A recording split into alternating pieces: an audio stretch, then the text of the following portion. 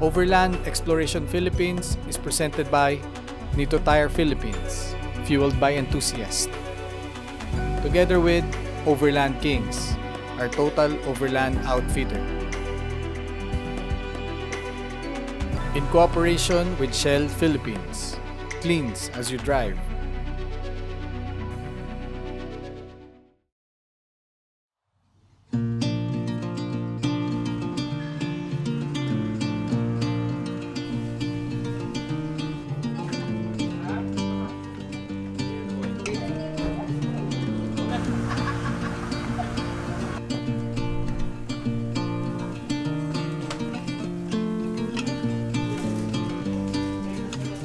Nung natikmo ko yung wine, sabi ko, grabe, yung sarap pala nito. Parang dapat matikmo ko to, kasama ko rin yung... Sabi ko nga sa'yo, may binibenta nga ako. Bibili talaga ako nung binibenta ko yan. Dalawa. Isang kahon yata yung ini. Reseller pa ngayon. 10 bote yun eh. So, bibenta ko na lang ng 1,000 isa. 400. Yung mystery wine nga, hindi nagdagdag eh. Honesty story. Honesty pa lang. Tapos yun, pero babalik ako ng Sagada para explore talaga siya. Yung weather doon, sobrang the best. Kung kunyari kasama mo, family mo, meron pagbalik mo to, family na kasama. Oo, pupunta ako. Yung campsite ang ganda. Ayun, yung campsite talaga. Doon ako mismo rin magka-camp pala, doon sa lugar na yun. House of Sol. House of Sol. Well, ako naman, since returning ako, dati yung yogurt house nakakain na kami doon eh. Pero ngayon ko natikman yung mga specialty nila. Tapos nakilala pa natin si Ma'am Emilia. Siya yung gumawa ng fried rice na yun, napakasarap. Kung lasang-lasa yung itag. Oo, di ba? Ang sarap dun. So, yun. Bukod sa yogurt, marami pa palang pwedeng i-order rin doon, pare. Yung pasta nila, masarap. Yung pasta, sarap, di ba? Nakakain, di ba? Ang tanong ko pa doon, ano eh. Kaya bang sumabay sa mga restaurant sa Manila? Bilis yung sagot eh, oo, pre, kaya. Before, nag-transient lang kami. Ngayon, for 2 nights sa Sagada, naka-camp tayo. Medyo ibang-iba yung experience, malayo. Kung tutusin, sobrang ganda nga ng place. Para siyang Lord of the Rings, tsaka Harry Potter yung style nila. Lalo na yung mga nagpa-fog na, mystical. No? Mystical, yun yung tamang term, mystical. Sobrang mystical. Yung mga pinuntahan natin, Pitik Wines. Yun, bagong-bago yun. Siya ba, nakarating na siya doon? Oo, yes. Alam ko naka-jamming mo si Boss. Si Kuya Egbert. Yes, napakabait ni Kuya Egbert. Diba? Yes, inuman kami noon. Tapos, nag-speech siya ng mga wisdom niya. Tsaka napakaganda ng spot na yun kasi lahat ng proceeds niya, binibigay niya sa charitable works, yung Pitik Wine. So, dapat matry niyo din yun, guys. Honesty store. Honesty store na pagpasok niyo doon, after nyo manakawan, doon pa tinayo yung concept na na honesty. So, napaka-inspiring ni Kuya Egbert doon sa Pitik Wines. Tapos, yung pagkain sa Mystic Lodge, ang sarap din. Sobrang cozy ng lugar sa Sagada.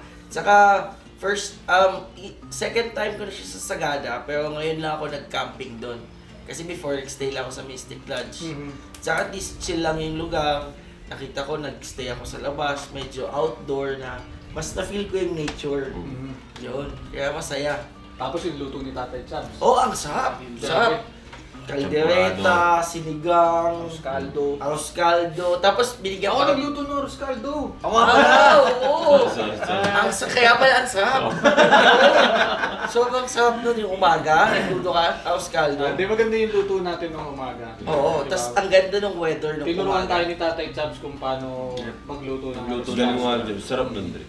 Siguro, ano bang gusto mo sa niluto ni Tatay Chubs? Wala. Masarap yung luto nila, nila mami. Yung Korean. Mas masarap sa akin yun. Kasi yung yung time na niluto yun yung pinakamalamig yata na umuulan kasi. Grabe. Bumagay siya sa panahon. Hindi ako nakasupport nun, nagkasakit tayo. May sakit ka na, kaya di rin yung nagustuhan yung luto mo. Baka mamaya may virus. Mamaya kadahigop mo, di ba? Matching ka doon. Meron pala akong medyo napanghinayangan sa Sagada yung pinuntahan natin. Cellar door. Yun. Cellar door. Sayang yun. Hindi lang mukhang okay yung place eh. Ang ganda, di ba? Talagang Hindi ba napag-inom? Hindi, nakapag-try kami ng sampler ng beer. Sampler ng beer. Nag-iisang baso kami. Kaso nag-brown. Nag-brown out. Engineering to. Sarap nung sourdough nila tapos sausages doon. Pero the best doon yung the next day na activity natin. Actually, congrats ha, kasi nasunod natin yung all time natin. Oo. Bihira mangyari yun. Alas 6, Katulad no? ngayon, sabi natin, Alas dapat 11, wala tayo dito. 12:30 na. Magabawas na. Okay lang yun. Yung biyahe natin, first time kong madaanan yung Bontoc to Kalinga. Sobrang ganda pala. Papuntang Buscalan. Sinik, no? Tapos kahapon ko lang din nalaman, end of the road na pala yung lugar nila Wangkod, no? Parang parang pasada after that. Kasi nangyari sa atin, ano raw yun eh, once in a lifetime experience yun eh. Ngayon lang daw talaga nangyari na, sabi nga nung lokal, tsamba lang yan, ngayon lang yan nangyari. So yung nangyari talagang, actually, syempre pag sa lakad natin, ako talaga responsable sa inyong lahat. So kahapon nakita nyo, nagbabara kayo, nag-in-between kayo, di ba? Ako nag-iisip ako anong gagawin natin, kung paano ang diskarte kasi syempre kailangan ko i-consider din yung suggestions nyo, hindi mo pwedeng 100% ako lang mag-decide doon. So, kinonsult ko din kayo. Anyway, maganda lang dahil consolidated, pare-pares tayo ng decision. So, nung na-clear yung daan, nakapag-proceed tayo. Pero, aaminin ko, natatakot din ako habang nag-drive ako dun. Takot ako. Kasi heavy rain eh. Heavy rain, tapos may experience ka na witness mo yung rock slide, pumutok yung mismong bato doon. Ano yun? First time kong ma-experience yun, tsaka yung takot ko kahapon. And we're just, 10-15 minutes late. Kasi kung medyo napaaga tayo, di ba? Ano? Hindi mo naman masabi, di ba? Kasi kung lahat tayo nag-tram, Pero kung nag-tram tayo, Bilis tayo. Malamang abutan Hindi, tayo. nakagano na tayo lahat nun. sana. Di ba? Kasi kung hindi tayo naglakad, kasi ilan ang naglakad, parang half of the team naglakad, half nag-tram eh. Tama ako eh, kunyari nag-tram tayo, di ba? Tapos nakababa na, nakasakay tayo sa kotse. Baka eksaktong punto na Doon Sana. tayo nakapwesto Oo, kasi sana. waiting. Ang haba din ng convoy natin, 5 rin tayo kahapon. Di ba? Siguro kung di rin kumain si Juan Ud. Ay, oo! Baka hindi kumain yun. Baka hindi inantok Kung hindi na. kumain, hindi Maganda sana. Baka diretso rin yun. Pero yun nga, baka inisip ko din, kung hindi siya kumain, dire-diretso tayong natatawan. Baka umabot tayo dun sa ano.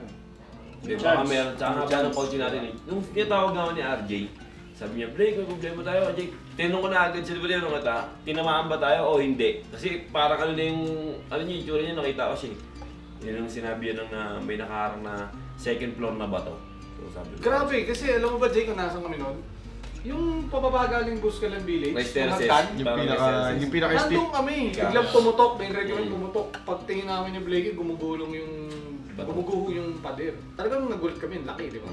Una talaga nakakatakot sumakay. Si LJ kinausap ko sa atin, di ba plano sumakay lahat.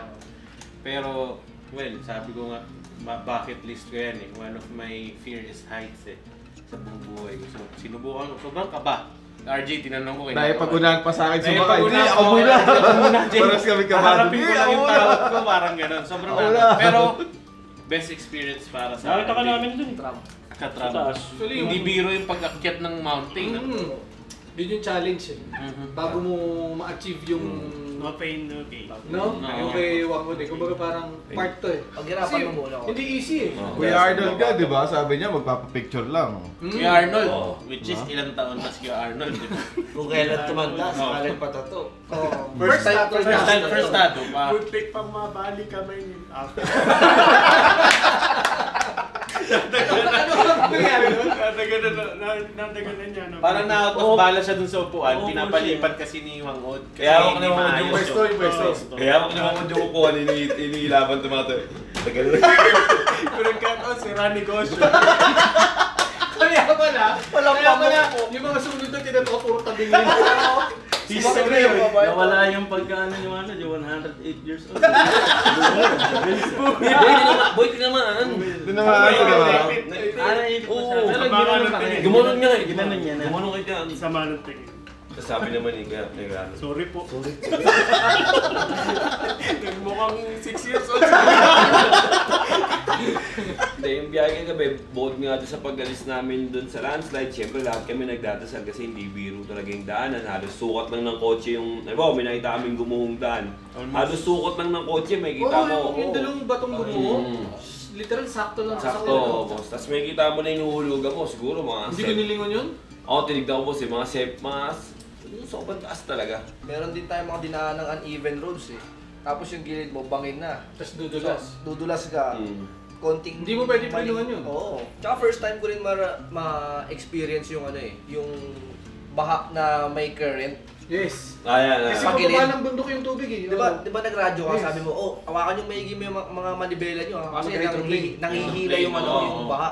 Ano nangihila yung baha? Pagdaan ko, gumagano yung kailangan mo ilaban yung manibela. Kasi saan saan pupunta yung Sabi kotse. naman. Tapos, dire-diretso tayo hanggang Bonto. All throughout na yun, umuulan. Fog. Diba? Zigzag. Yung takot ng landslide, rockslide, lahat nandun eh. Talagang walang hingahan yung drive din. Talagang kakaiba yun. Natalo yung takot sa pagdadrive sa Mindanao sa pumasok tayo. Wala yun. Wala. Miss yun. Totoo. Sa Marawi kasi pwede kang tumakbo, lumaban. Alam nyo, Yun, isa paggabi. sa deadliest road yung Dinaanan Oo, natin. sa Yes, yes. oo. Lalo na yung inakit natin nung gabi. Talagang ang takbo lang yata natin nun. 20. Wala. 30. 8 to 10 kilometers na nun. Talagang gapang, dahan-dahan kasi wala na tayong makita. Hindi naman tayo pwede huminto. Kasi ano tayo dun eh, landslide prone area eh. So talagang gapang. Pinanonood ko lang nun yung gutter. Yung gutter na lang ang guide ko eh, pag lumili ko eh. So yun yung sa akin sa driving experience ko, yun yung pinaka natakot talaga ako. Sa lahat. Pero hindi ko hinayang maramdaman yun kasi siyempre lead car ka eh, di ba? Dapat bigyan mo ng confidence lahat ng kasunod mo. Sobrang sugal yun. Sobrang sugal yung ginawa natin kagabi. 7 hours tayong nag-drive. Nang umuulan, Umuulan. Di ba? Zero visibility fog. Oo. Hindi lang fog. Zero Na may visibility. zigzag. tak. as we move on, alauna na, and babiyahe na tayo ngayon ng Bolinao. So, ang travel time natin doon would take us around 3 to 4 hours bago makarating bago mag 5 o'clock nandun tayo. So, doon ang ano natin, mamili tayo doon, then mag-camp tayo for tonight. Then tomorrow, explore natin yung Bolinao. Nakita ko may mga falls, maraming Lighthouse. destination, may enchanted cave. So, Sobrang sana ganda. lahat yun makover natin bukas. So, that's it. Kaya, dyan Dyan lang lang kayo, kayo. dito lang kami. Pero nasa si RJ ka na. Nasa tayo kami. Baka nakakalaman nun eh. Aga ako umuwi. Kailangan na wala Umaga eh. ka umuwi, tol. Umaga ka umuwi. Aga ako umuwi.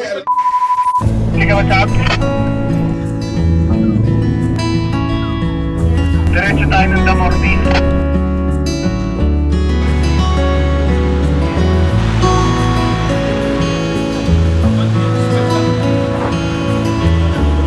Alright guys, we're 70 kilometers away papunta sa ating second to the last checkpoint. Bago tayo pumunta pabalik sa ating kilometer zero sa starting point natin. And ang travel time natin is 1 hour and 18 minutes bago tayo makarating ng Alaminos, Pangasinan. alam ko si Charlie nanggaling na dito. Tama ba, Charlie? Opo, galing na po ako dito way back 2008 kami kayo magbabarkada. Pero that time, Nakamotor lang ako. Okay, first time yun, yung Palar Beach na yan, wala pa dyan ni isang kubo na nakatayo. Kumbaga, wala pang silong noon nung pagpunta namin. So, Virgin Island pa talaga siya. tapos rough road pa lahat yung dadaanan mo na 19 kilometers rough road. Napakasayang experience namin sa Patar. Napakaganda nung lugar na yan, parang nasa beach somewhere in Palawan. Okay guys, kami rin galing na kami nila Mami siya dyan before. I think, ano yun, 2011. I think 2011 nung nanggaling kami dyan. Tulad nung sinasabi ni Blake. Kubo-kubo pa lang noon, wala pang mga resort. So, binyahin namin yan from Urdaneta to Bolinao. Parang inabot kami ng halos 7 hours. So, maganda rin yung memory namin yan kasi whole family din kami noon that time. Kaya excited din kami ni Mami siya makabalik. Okay, konting-konti na lang. Talagang matatapos na natin tong Philippine Loop. Magiging isa na tayong ganap na Philippine Loopers. Wait lang. Iko-correct ko lang yung sabi ni Daddy sa'yo. Way back 2012 pala kami nagpunta doon. 2012. To celebrate my birthday, di ba? Saka it was Very meaningful for us kasi tama yung sinabi ni Kuya Blakey nung pumunta sila doon. Talagang sobrang virgin pa ng mga beaches. Pero kami, nung pumunta kami, may kubo naman na. Sobrang bilang lang yung kubo. Tapos literal na kubo lang siya. And yeah, the most exciting part going there was buntis na ako. Okay, breaks nun eh. Yun. So, that one. And hindi ko makakalimutan yung naligaw kami para kami parang pa-dead end na. Napunta kami sa ibabaw ng bundok. Yes, tapos paan yung dala namin. So parang worried kaming lahat. Tapos paggabi na nun, tama ba? Paggabi na nun kaya parang mag-worried din kami kung tama o hindi. Ganun sa kahirap papuntahan before. And we're very lucky to go there now kasi ngayon ang dami ng resort. And we're very lucky because our rigs are all well equipped. So makakapag-camping din tayo doon guys. So, may enjoy nating lahat yon. At the same time, sobrang ganda ng beach. Kasi white sand doon eh. So excited na ang lahat.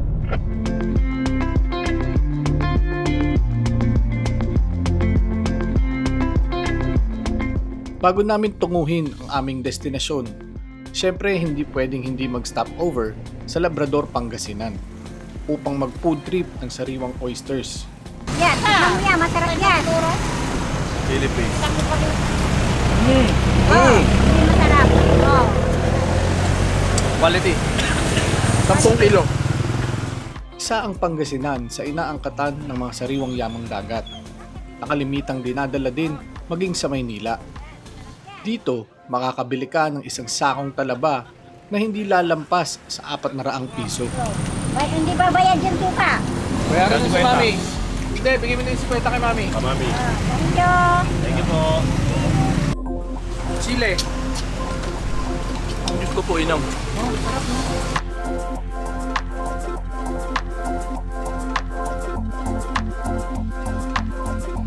Pagtapos dito, patungo na kami sa Alaminos para sa pangalawa sa huling checkpoint namin bago tuluyang makumpleto ang Philippine Loop.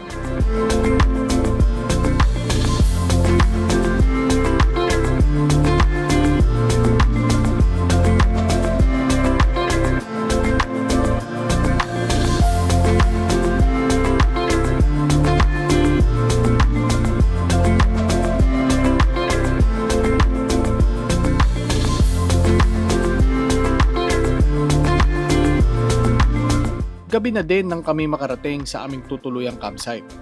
Pero bago magpahinga, konting kasiyahan muna kasabay ang masarap na panghimagas.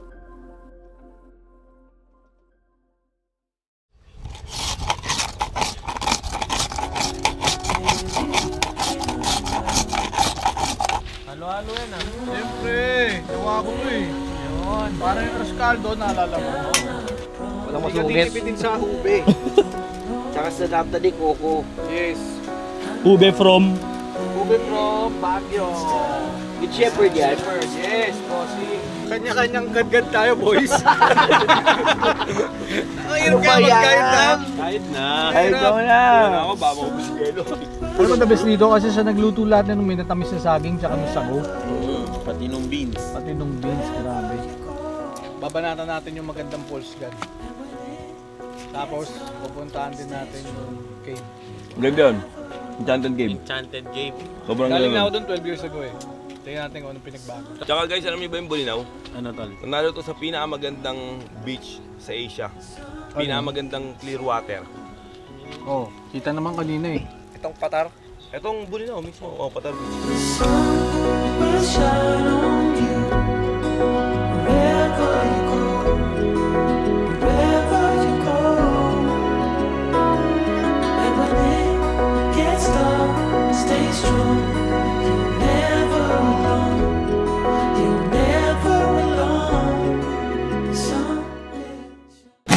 Umapit ka kaya sa akin nang ikaw ay maitangay sa kalayaan ng ligaya. Tayo na, may magtiwala sapagkat ngayong gabi ako ay mahiwaga. Ano? OXP!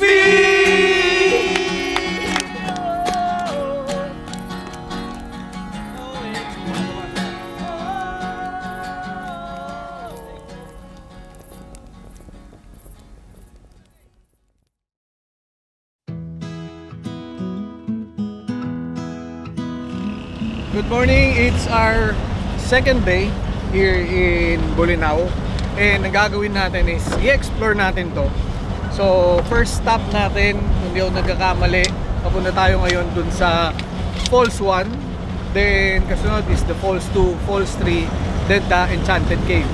Then later on, papakita namin sa inyo yung napakagandang campsite namin at magpe-prepare ng napakasarap na snack si Tatay Chubbs. So since ito ang last stop namin bago kami mag-head back pa Manila, medyo relax, medyo ano na kami dito,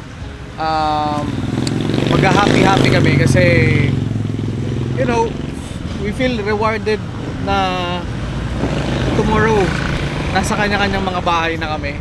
And syempre, bago namin isara yung final episode na to, meron kaming mga ipapakita pa sa inyo, which usually hindi kasama pag nanonood kayo ng mga vlog or any Philippine loop material na napanood nyo. I think, kung di ako nagkakamali, or maybe kami yung isa sa konting mag-feature nung i-feature namin bago matapos ang episode na to. Kaya dyan lang kayo, dito lang kami.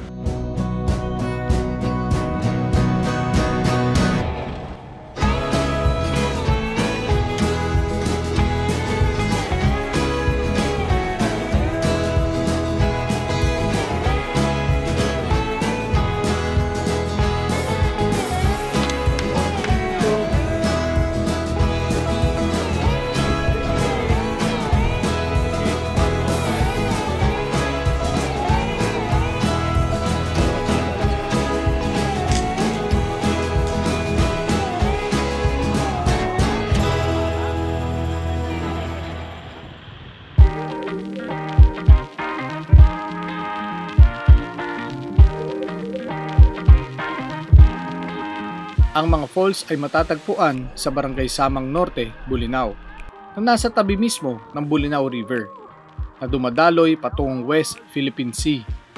Ang pinakamataas sa tatlo ay ang Falls 1 na may taas na hindi bababa sa 20 talampakan. Ito din ang pinakamaasul na kulay sa kanilang tatlo.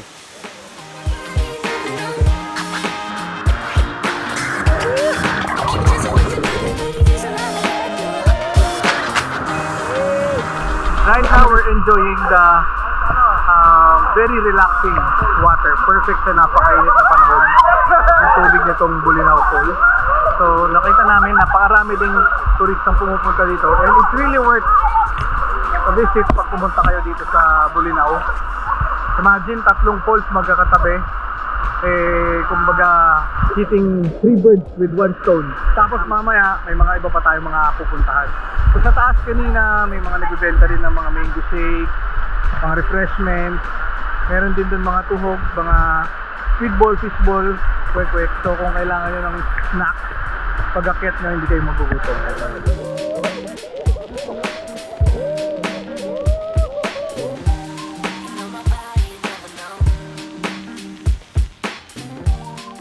Para nga pala mas convenient yung pagbiyahe namin, nagkarkila kami ng tricycle para i-tour kami around dito sa Bolinao. So may mga package naman dito, marami silang ino-offer na destination.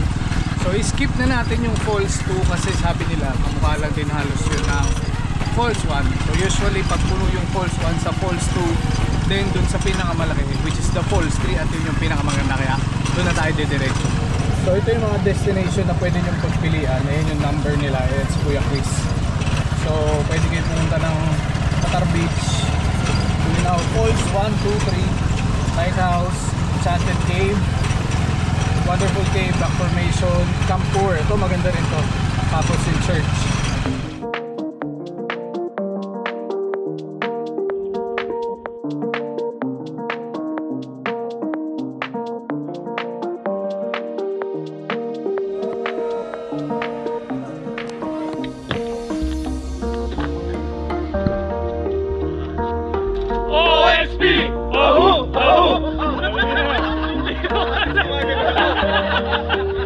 Andito na tayo ngayon sa pangatlong falls at sabi ng mga lokal, ito ang pinakamaganda at pinakapuntahan ng lahat. Ito din ang merong pinakamalaking liguan at pinakamababaw sa tatlong talon ng Bolinao.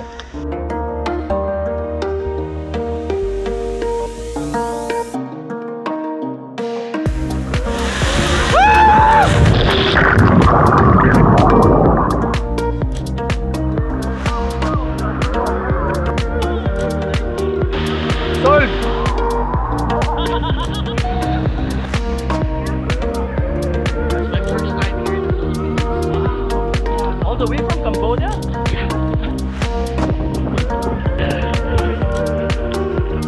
Next. Enchanted Cave.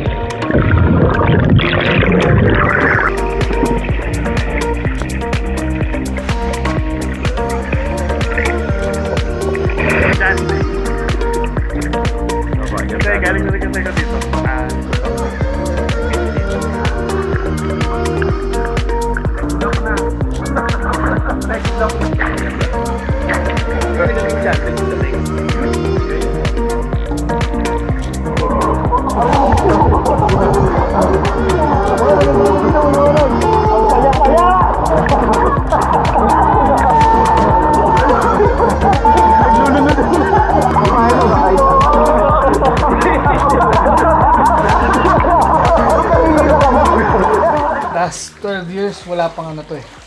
Yung stairs hanggang doon lang. Then wala pa yung establishment, wala pang White House, wala pang restaurant, wala pang gate. So, ano to dati, open for public that time. So ngayon, dinevelop na, napakaganda na ng lugar. At marami ng improvements. But yung cave, ganun pa rin. Na-maintain. Linaw, malinis. Masarap paliguan. So, maganda rin, meron ng ano, stairs. Na-improve nila yung stairs kasi before talagang yung rock formation yung bababaan.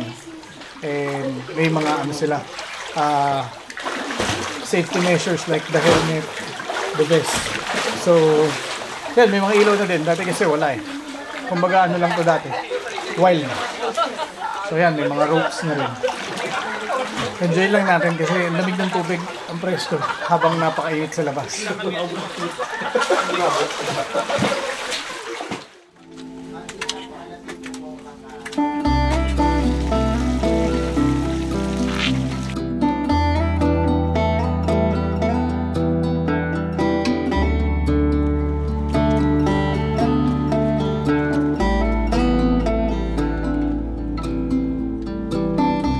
Pagtapos natin dito sa Enchanted Cave, tutungo na tayo ngayon sa isa sa pinakamataas na parola sa ating bansa, ang Cape Bolinao. Ito ay matatagpuan sa Punta Piedra Point na may taas na 351 feet above sea level. Tanaw dito ang 360-degree view ng West Philippine Sea at itinayo ito noong 1905 ng mga inhinyerong Pilipino at Briton. So for our final destination sa ating trip dito sa Bolinao, nandito tayo ngayon sa Cape Bolinao. So katabi ko ngayon yung napakagandang lighthouse. So itong lighthouse ito ay nabuo noong 1905. So it was constructed by Filipino, American, and British engineers during that time. And sabi kita daw to across the West Philippine Sea, 20 miles daw tanaw daw tong lighthouse na to. So ngayon, isa na siyang tourist destination, but it still works at nagagamit pa rin. Inikot namin yung buong area 12 years ago nung pumunta kami dito, hindi to ganito kaganda. Napakagaling ng ginawa ng tourism department kasi talagang dinevelop nila yung lugar. Ngayon, talaga namang napakagandang destination nito.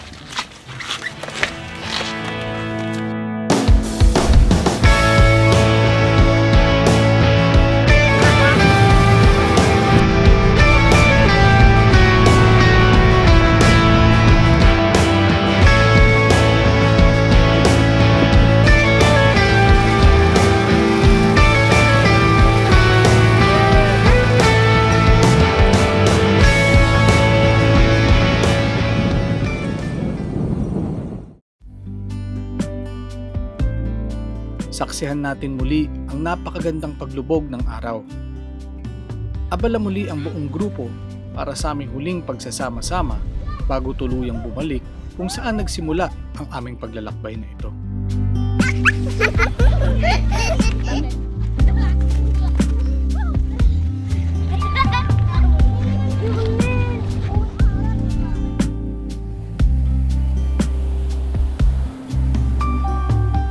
Okay, so the official partner ng Overland Exploration Philippines sa dashcam is the DD5. So, yung ating Project Looper na Hilux and yung si Oreo, which is the Charlie rig, is already equipped with this one. Discuss ko lang yung basic feature niya. So, it's 4K UHD resolution, dual channel, night vision, built-in eMMC storage, built-in GPS log, super capacitor, and yung kanya namang advanced feature is the 24/7 parking surveillance mode, AI motion detection, and meron din itong microwave radar detector.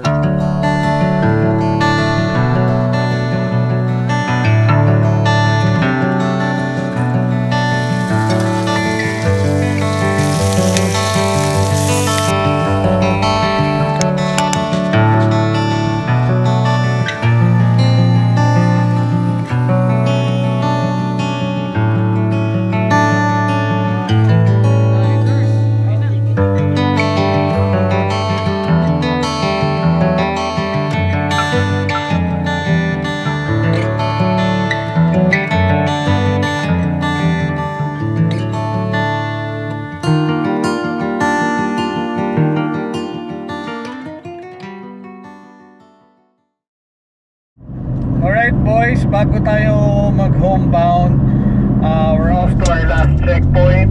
Pupunta tayo ngayon ng Subic and we're 90 kilometers away, 1 hour to go. So bago alas 4 ng hapon nandun tayo.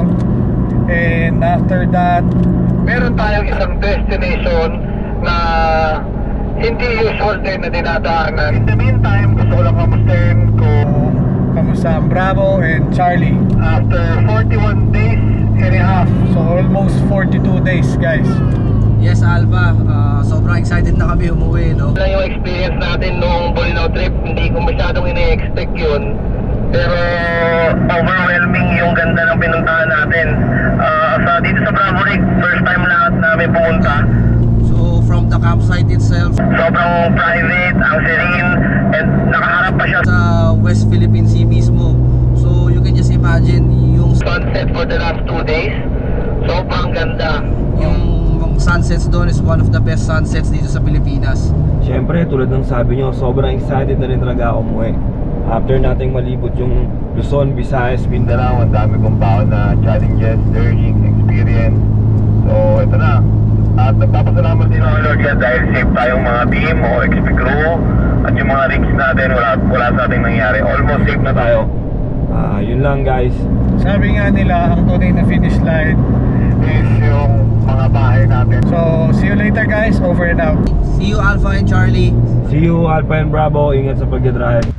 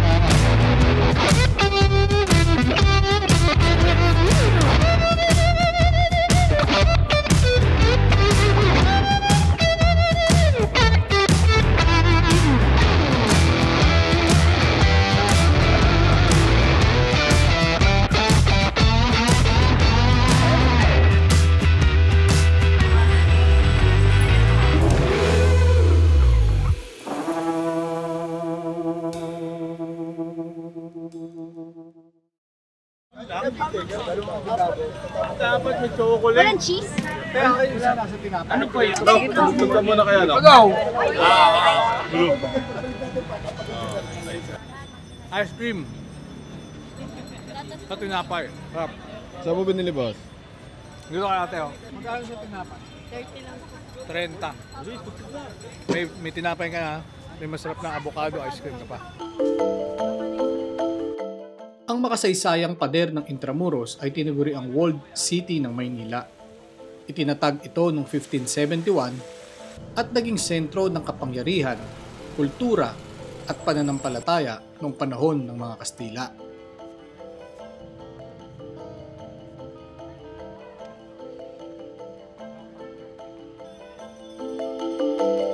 Finally, after 41 days and a half, so almost 42 days, nakabalik na kami dito sa Manila and nandito kami sa tinaguriang Walled City. So ito ang Intramuros. So i-explore natin to. Karamihan sa mga kasama ko, first time nilang ikutin to at mapuntahan. Kami naman ni Mami She, dito ang office namin for the last almost a decade. So kabisado namin yung buong lugar. Pero nami-mesmerize pa rin kami kasi ngayon lang namin ito naikot ng gabi.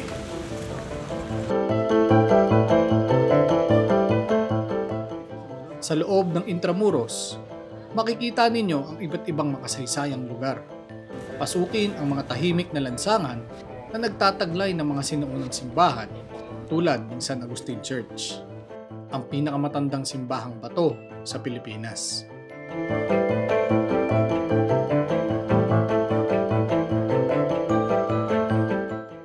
Bahagi din ito ng UNESCO World Heritage Site.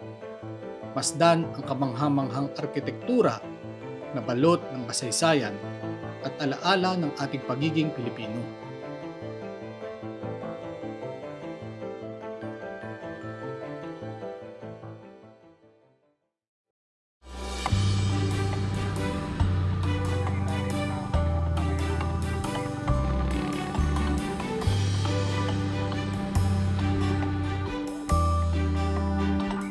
Matapos ang 42 araw na paglalakbay sa buong kapuluan ng Pilipinas, isang hamon na punong-puno ng sakripisyo, pagsubok at mahalagang sandaling hindi malilimutan.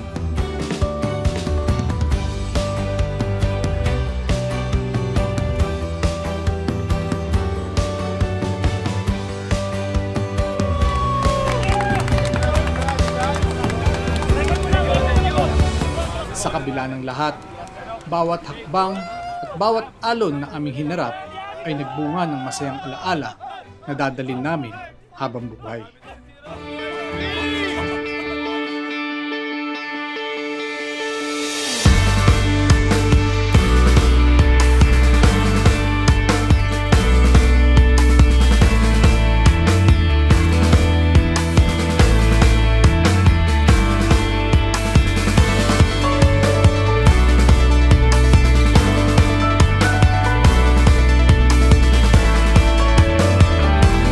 Lubos ang aming pasasalamat sa lahat ng naging bahagi ng aming paglalakbay, sa aming mga pamilya at mga kaibigan na walang sawang sumusuporta, sa aming mga kaagapay at tagapagtaguyod na nagbigay ng napakalaking bahagi upang maabot namin ang tagumpay na ito.